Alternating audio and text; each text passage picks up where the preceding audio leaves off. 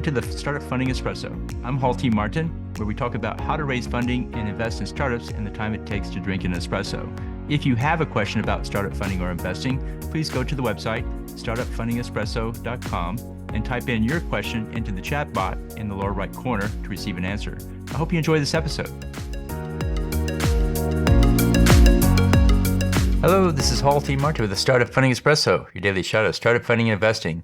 Investors often ask startups raising funding, what's your timeline? They want to know if the process is so far along it's too late for them to join. They have limited resources and can't afford to chase a deal that will close before they can complete it. Investors are also looking for an indication of interest from other investors. The founder's answer to the question must address these concerns. Here's an example response. We have meetings lined up for the next 3 weeks. We're seeing investors go into diligence. We have more investors showing interest. So we hope to wrap up in the next 6 to 8 weeks. This shows to prospective investors there's interest in the deal. The team has a process for finding investors, pitching them, and closing the investment. 6 to 8 weeks is an ideal time for closing as it gives the investor enough time to run diligence. More than 8 weeks means the investor can procrastinate.